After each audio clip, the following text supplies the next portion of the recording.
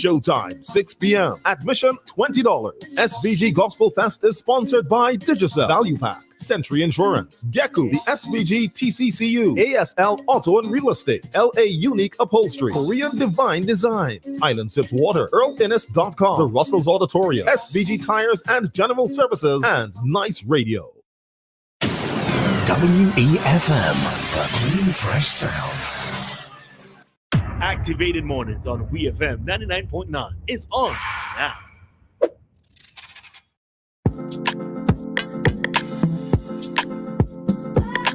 Welcome back, St. Vincent and the Grenadines. The time is 8:48, soon to be 8:49 here in St. Vincent and the Eastern Caribbean.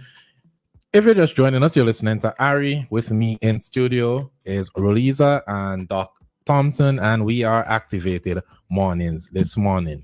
All right, just a quick shout out to some persons who have joined us since early this morning. So good morning to Miss Cambridge, or I guess it's Mr. Cambridge, who just sent that particular comment. To Trevor and Joshua, Dale, and I know that there are other persons who are listening as well, who we sometimes neglect to shout out. But we're always happy to have you listening with us and participating and being active in our activated morning programs. All right. Remember the remember the number to call is 457-9997, as well as we are already streaming live on Facebook and YouTube. All right, over to you, Ari. All right, now we're moving on to a very interesting topic here. There's a story on Eyewitness News where Minister of Parliament wants mandatory DNA tests of men associated with girls who become pregnant. So an opposition lawmaker has called for a change in the law to allow for mandatory paternal tests of men associated with underage girls who become pregnant. Daniel Cummins, MP for West Kingston, said that such a test should be conducted where there are reasonable grounds to suspect that any such man might have sex with the child. Cummins made the suggestion on April 4th as lawmakers unanimously approved stiffer penalties for certain sexual offenses. He said, "I will join with the leader of the opposition in recognizing the importance of going beyond increasing the penalties to make it obvious to our population that we are seriously concerned with these kinds of criminal activities and therefore, in the process, put mechanisms in place that can really address these vexing issues of sexual offenses." For me, as a man, as a parent, the number of occurrences in this country of very young girls young girls going to the hospital and delivering children of a very immature age is far too frequent and seems to be happening without anybody being alarmed. The age of consent in St. Vincent and Grenadines is 15, and Cummings said the Ministry of Health collects that data on the number of underage girls who deliver babies at the nation's hospitals. Data from the Ministry of Health show that while SVG recorded a year-on-year decrease in teen pregnancy in 2023, 3 of the teen mothers were aged 10 to 14 years. At the same time, there were 70 pregnancies and 58 deliveries among girls 15 to 17 and 118 pregnancies and 95 deliveries among 18 to 19 years old. I am going to make a recommendation to the House, which I hope will be listened and acted upon. I am going to suggest that where a child under the allowable age gets pregnant and has a child at the hospital or at home or wherever, several steps be taken. He told Parliament a child who becomes pregnant must become a ward of the state of St. Vincent and the Grenadines, adding that this is the first step. He went on to say that like the Proceeds of Crime Act, where there are reasonable grounds, the members of that household and persons who have been associated with that child must be DNA tested where there are reasonable grounds. Now, there's more to this story, but what are your thoughts this morning, Doc?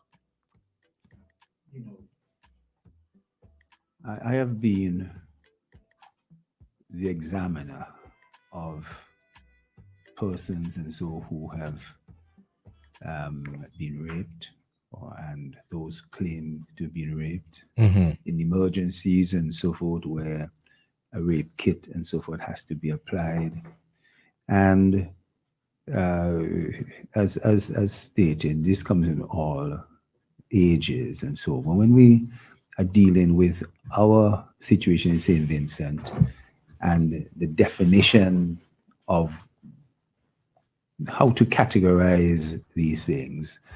A person under the age of 13, a person between the age of 13 and 15, and other circumstances related to whether or not the person who is allegedly the father of the child is under the age of 19. And so we come up with this definition of what is mandatory rape. I am not in agreement with the concept of a child then becoming a ward of the state. I saw your facial expression. So I was curious about that. So yes, why not? I think there may be circumstances that may allow that if it is that it's a parent or so, but the rape could come from another relatives or somebody who's non-relative, who's not part of that household. You know what I mean? I actually wonder if he meant, supposing that it may not have necessarily been a permanent situation. Irrespective, I think that we have to understand that in many circumstances, the parents, even though this would have occurred and where it occurred, if it occurred in the home and they are liable for it, for creating that situation, one thing. Or if the father is the cause of it and so forth, and that understandable. Cases of incest, you mean? Yes, in case of incest. But you don't take that child out of the support structure that could be there and put them into some fostering situation where, yes, nurses and other people would understand, but they need that support, especially if there is a child that's also a young baby that's also involved that needs the support. Let me see if I'm following you correctly. If a child became pregnant as a product of incest, you're not in agreement with her being removed from that home?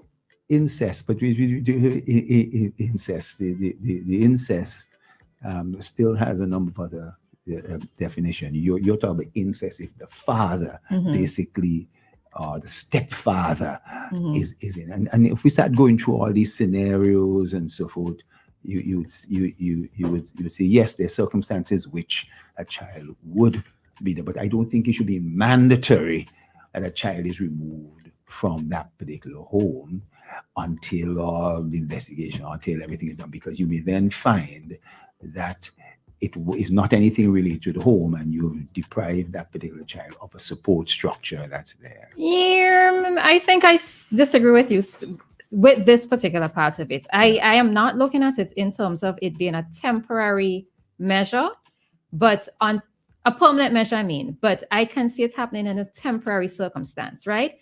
Even if, let's say, that child did not get pregnant as a result of activities within the home, but let's say the mother was aware.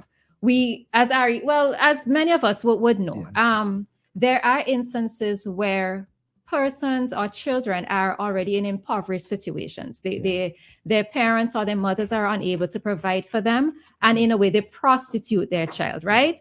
And if a mother is in full awareness of what is happening and the child becomes pregnant as a result, that child should be removed from the home. I agree. So therefore you've added another scenario that would support that sort of removal, but then to do it in a blanket way. Well, no, I want to believe that, and that's why I said I want to believe that the word a temporary measure or temporary. That's what they said. Right? No, it didn't say. It didn't say. That's a point I'm making. Yeah. I think that it was trying to indicate that, and temporary for some person, with these circumstances, this is a 2-3 year period before cases and evidence. All right, let's take this call. Oh, we lost the call. Caller, you can call back in a bit. Yeah. If you understand, especially if the child is pregnant and shows pregnant within the first trimester, and so therefore going through the pregnancy as another 7-8 months, and then immediately after, and then all the investigation that's going to take place and court cases and so, I think that you are removing that particular child. So it's difficult to say that the majority, if you would tell me the majority of cases, the mother knows and the father knows, or the father's implicated, I am not too sure about those statistics. I don't have that evidence. But at least a temporary removal would allow for an investigation to be done. Yes. Right. And the thing, I know that persons wanted to, I heard you use the word support system, but not all parents have proper support systems either. But that is correct. That's Mm. correct. So therefore, in those cases where there isn't, in other words, having child support services, if we in St. Vincent had the structures in place that you could come put somebody somewhere and they are safe and that's fine, and we know this institution exists with all the support structures, I'm not absolutely sure that that sort of structure exists for any numbers of persons. There's a place that could accommodate numbers that were mentioned there that could accommodate 5, 6, 10, 15, 20 persons at the same time. They typically go into some sort of foster. Hi, caller. Good morning. Yeah, good morning, Lisa. Good morning. The great Dr. Thompson, as usual, giving all his good reasons. Mm-hmm. I want to know why simple things like these are so difficult to solve. Well, for me, it is simple. Dealing with family situations. Are we prepared to call right and wrong? I get that feeling we don't. We are not prepared. Or we have to protect our family or protect friends and all of that. And I heard the word hypocrisy being used this morning. And hypocrisy is a key word in all our social life and all of that, where matters of this nature are concerned. I am surprised that more people do not gravitate towards making their voices heard on these things. I wonder if they listen. I wonder if they really listen to these programs. I really shouldn't care, but as I want to be a good human being. I don't want to hurt anyone's feelings and all of that. But I find our society has become so withdrawn from matters of this kind. And for me, it's a simple thing. Yeah, either right or wrong, but then again, hypocrisy, diplomacy, and I think diplomacy is a form of hypocrisy. Yes, I might be wrong. I might be educated the wrong way. But I think diplomacy is also could be a form of hypocrisy with all what is going on in the wider world today. And how we can be affected and all of that and so on. So my thing is, the government, the common leader said, let us get the little things right, but we still ain't getting the little things right. Thank you. All right. Thanks, Dave. Well, I mean, in terms of getting little things right, it's also airing your opinions, and let's see what happens when the opinions are aired. So I'm in agreement with what the MP has stated here. And I'm not just looking at the DNA testing in terms of to be able to bring statutory rape charges against persons who have sex with underage children. And I realize, I keep thinking that the age of consent is 16, and I realize that for many of the programs I've been saying 16, and I keep forgetting it's actually 15, right? So I am in agreement with the DNA testing being done. But another reason too why it is I'm also in agreement with DNA testing being done, as well as fathers' names being on birth certificates, is that I'm looking at another angle of this discussion where there are many times when men, and I have to look at it from that angle in terms of men are given the incorrect child, right? Or we call them jackets within society. In terms of a child actually knowing their lineage, them actually knowing who it is their parents are, in terms of their fathers are, that is also another aspect that I actually think that we should adopt in terms of the names of the child's father also being done on birth certificates. I know that's a little side aspect of the whole DNA testing, but I just wanted to throw that in the mix of the conversation. Well, we had to stick up in here with the discussion. It is 9:02 and we have to make way for the